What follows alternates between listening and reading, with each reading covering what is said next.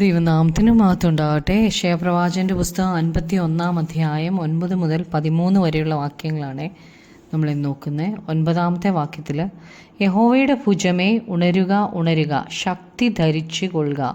പൂർവ്വകാലത്തും പണ്ടത്തെ തലമുറകളിലും എന്ന പോലെ ഉണരുക. രഹബിനെ വെട്ടി മഹാസർപ്പത്തെ കുത്തിക്കളഞ്ഞത് നീയല്ലയോ? ഇസ്രായേലിനെ കീഴ്പ്പെടുത്തുന്ന വലിയ ശക്തികളായ ജാതീയ രാജാക്കന്മാരെയും ഭയപ്പെടേണ്ട എന്നാണ് ദൈവം അവരോട് പറയുന്നത്. നമുക്ക് ഇലക്ഷൻ വരികയാണ്.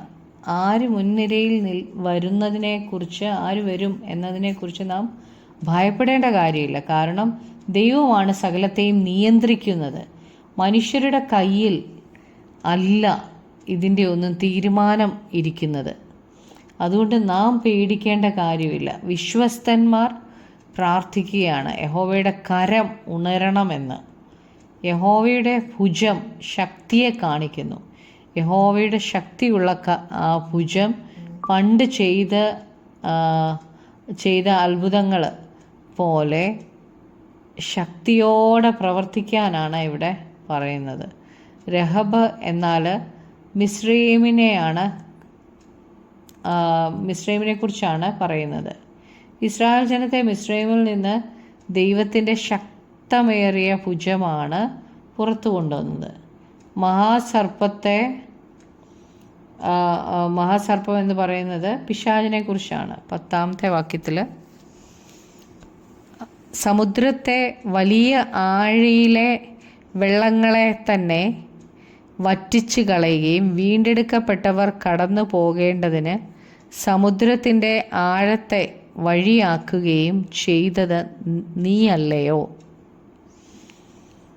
ദൈവം ഇസ്രായേലിനെ ചെങ്കടലിനെ വറ്റിച്ച് വഴി ഒരുക്കി അതിൻ്റെ നടുവിലൂടെ നടത്തി അക്കരെ എത്തിച്ചു.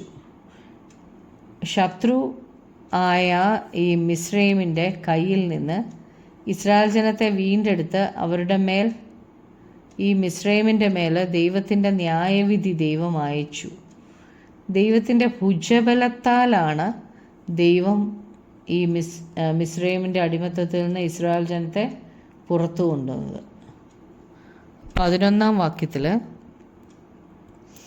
യഹോവയുടെ വിമുക്തന്മാർ ഉല്ലാസഘോഷത്തോടും സിയോനിലേക്ക് മടങ്ങി വരും. നിത്യാനന്ദം അവരുടെ തലയിൽ ഉണ്ടായിരിക്കും. അവർ ആനന്ദവും സന്തോഷവും പ്രാപിക്കും. ദുഃഖവും ഞെരുക്കവും ഓടിപ്പോകും.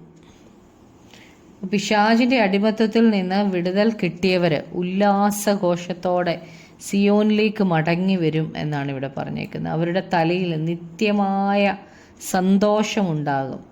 ദൈവമാണ് ഇവയെല്ലാം പ്രവർത്തിക്കുന്നത്. തൻ്റെ ജനത്തിന് ആനന്ദവും സന്തോഷവും പ്രാപിക്കും. അവരുടെ ഇടയിൽ നിന്ന് ദുഃഖവും ഞെരുക്കവും ഓടിപ്പോകും. ദൈവം ഒരുക്കുന്ന രാജ്യത്തിലെ കാര്യമാണ് ഇവിടെ എല്ലാം പറഞ്ഞിരിക്കുന്നത്. 12-ാം വാക്യത്തിൽ, ഞാൻ തന്നെ നിങ്ങളെ ആശ്വസിപ്പിക്കുന്നവൻ. എന്നാൽ മരിച്ചു പോകുന്ന മർത്തിനെയും പുല്ലുപോലെ ആയിത്തീരുന്ന മനുഷ്യനെയും ഭയപ്പെടുവാൻ നീ ആര്? അപ്പോൾ ഇസ്രായേൽ ദൈവത്തെ മറന്നുപോയി. അവരെ സൃഷ്ടിച്ച ദൈവമാണ് യഹോവ. ഈ ദൈവം ആകാശത്തെയും ഭൂമിയെയും പെർഫെക്റ്റായിട്ട് സൃഷ്ടിച്ചതുകൊണ്ട് ഇനിയുമുള്ള പുതിയ ആകാശത്തെയും ഭൂമിയെയും ദൈവം പെർഫെക്റ്റായിട്ട് തന്നെ സൃഷ്ടിക്കും. തൻ്റെ രാജ്യം ദൈവം സ്ഥാപിക്കും. എന്നാൽ തൻ്റെ ജനം അവരെ പീഡിപ്പിക്കുന്നവരെ ഭയപ്പെടുകയാണ്. നാം നമ്മുടെ പ്രശ്നത്തിലേക്ക് നോക്കണ്ട. കാരണം നമ്മുടെ ദൈവം നമ്മുടെ പ്രശ്നത്തെക്കാൾ വലിയവനാണ്. ദൈവം സ്ഥാപിക്കുന്ന പുതിയ രാജ്യത്തിൽ, പുതിയ ആകാശവും പുതിയ ഭൂമിയും, പുതിയ രാജ്യത്തിൽ നമുക്ക് ഒന്നും ഭയപ്പെടേണ്ട കാര്യമില്ല. കാരണം ആ പുതിയ രാജ്യത്തിൽ, പുതിയ ആകാശവും പുതിയ ഭൂമിയിലും പിശാചില്ല. അവിടെ അവനെ ചങ്ങലയിട്ട് അഗാധത്തിൽ തള്ളിയിട്ട് പൂട്ടിയിടും. നമുക്ക് പ്രാർത്ഥിക്കാം. കർത്താവായ യേശുവേ, അപ്പോൾ ഞങ്ങളിവിടെ കണ്ടതുപോലെ കർത്താവെ, ഞാൻ തന്നെ നിങ്ങളെ ആശ്വസിപ്പിക്കുന്നവൻ, എന്നാൽ മരിച്ചു പോകുന്ന മർത്യനെയും പുല്ലുപോലെ ആയിത്തീരുന്ന മനുഷ്യനെയും ഭയപ്പെടുവാൻ നീ ആര് എന്ന് ചോദിച്ചിരിക്കുന്നല്ലോ കർത്താവെ. അപ്പോൾ അങ്ങ് ആഗ്രഹിക്കുന്ന പോലെ ഞങ്ങളെ ആക്കി തീർക്കണേ കർത്താവെ. അപ്പോൾ ഞങ്ങളെ ആശ്വസിപ്പിക്കുന്നവൻ അങ്ങാണല്ലോ, ഞങ്ങളെ വീണ്ടെടുത്തവൻ അങ്ങാണല്ലോ കർത്താവെ. ഞങ്ങൾ ആരെയും ഭയപ്പെടാതെ കർത്താവെ, ഭീരുത്വത്തിൻ്റെ ആത്മാവിനെ അല്ലല്ലോ, അബ്ബാ പിതാവെ എന്ന് വിളിക്കുന്ന പുത്രത്വത്തിൻ്റെ ആത്മാവിനെയാണല്ലോ അങ്ങ് ഞങ്ങൾക്ക് തന്നിരിക്കുന്നത് കർത്താവെ. ധൈര്യമായി കർത്താവിൻ്റെ വേല ചെയ്യുവാൻ ഞങ്ങളെ സഹായിക്കണമേ, യേശുക്രിസ്തുവിൻ്റെ നാമത്തിൽ തന്നെ. ആമേൻ.